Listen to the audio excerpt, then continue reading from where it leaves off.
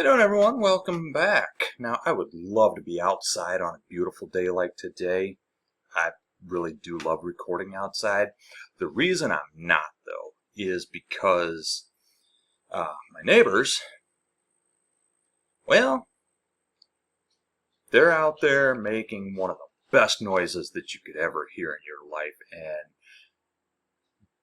it's not that I don't want to hear that, but I don't want that to get picked up and you miss out on what I might be saying here. And by the way, that beautiful noise that they're making, they've got a couple little kids and they're outside playing with their kids, and it's a fantastic sound. You know, I absolutely love it. But that's not what we're talking about today. However, speaking of kids, at the Democratic National Convention, there was this 12-year-old content creator, influencer, or whatever you want to call him, this 12-year-old kid, and he was approached by this supposedly adult man who went, by the way, incognito, and his disguise was to simply shave the mustache that he is well known for, and then dress like someone who is going on a tropical cruise or something like that, you know? That guy is Mike Lindell, the pillow guy. Yep, Mr. Pillows guy here, as I like to call him, Pillows the Clown.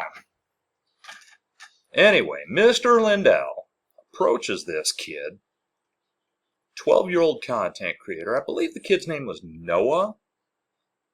I hope I have that right because I really don't want to get the kid's name wrong. The kid's name is Noah.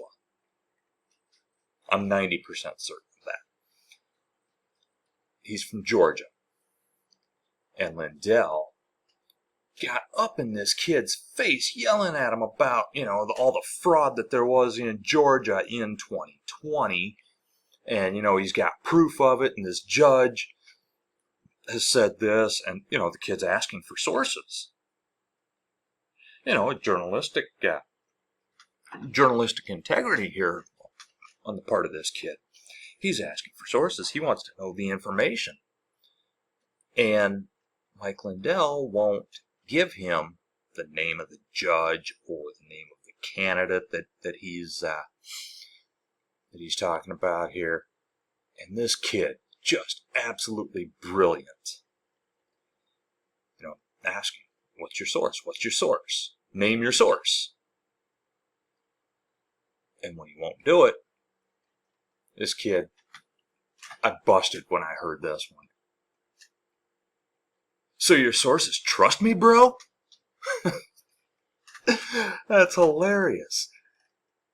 I mean, I'm sorry, but when you are getting owned by a child, I don't know how old Lindell is. I would guess that he's probably in his 60s.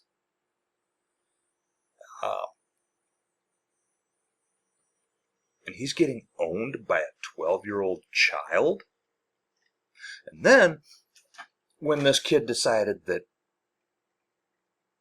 you know what, this conversation isn't going anywhere, you're not providing me any information, and you're obviously not going to change your mind with facts. It was the kid, of all people, 12 years old.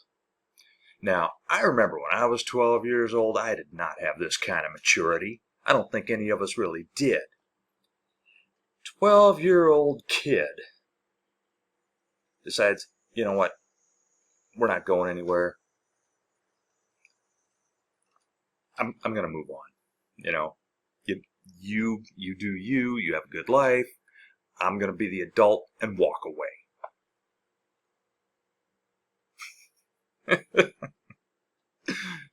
All right, Pillows, got a question for you. And I'm only half joking when I say this, actually, because if you don't know, Mike Lindell had addiction issues. He was a drug addict, right? He was heavy into drugs. And he could be remembered as an American success story in that he overcame his addiction and built a successful business, which he in turn destroyed by his political involvements. So my question for Mr. Lindell, and I'm actually being kind of serious when I ask this, have you relapsed? I mean, I hope not. But have you? And if you have, please get into rehab. You know, because you were doing all right, you know? I mean, at least until you got into politics. I mean, no, I've never owned one of your pillows, but,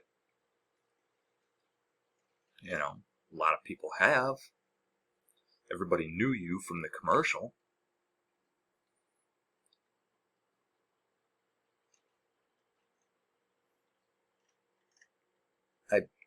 I seriously hope that Lindell did not fall off the wagon.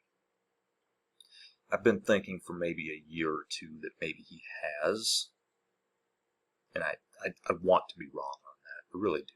We should all hope that he has not. We should all hope that he is still clean and sober. But it's kind of hard to accept that somebody who is clean and sober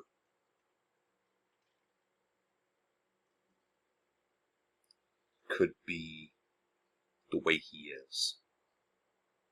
You know, and I know there are people who are like that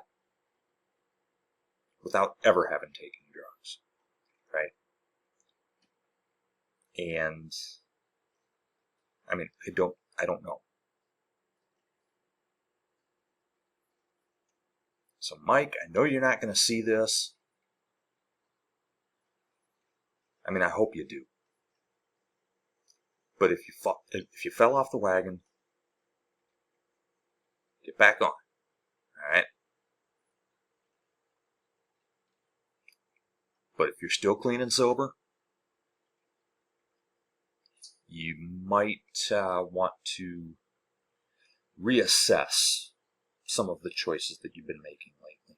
I mean, whether you have or haven't fallen off the wagon, you need to reassess some of your life choices. But, I mean, arguing with a literal child and losing, not just losing, but being humiliated, losing in a humiliating fashion, it's not a good look. If you can't bring the facts, don't bother, you know? I mean, you still owe a guy $5 million for proving you wrong when you said that you had some information that showed election fraud. And the guy that you owe that money to actually wanted you to be right, and he still proved you wrong. So pay that guy the money that you owe him, stop arguing with children, and if you're back on drugs, please get help. And if you're not on drugs, well, now I'm starting to question if there's something mental, something going on inside of your head that you need help with. And there's no shame in that. So, whatever needs to happen, Mike, get yourself taken care of. All right? And by the way, anybody watching this video, if you need any kind of help of any sort, whether that's with an addiction or with some kind of a mental health issue, don't be afraid to seek out that help. There are people there who do want to help you, people who want you to succeed and get clean and get your mind right, and basically want you to be your very best self. All right? So, if you need help, get it. All right? I'll I'll see you next time.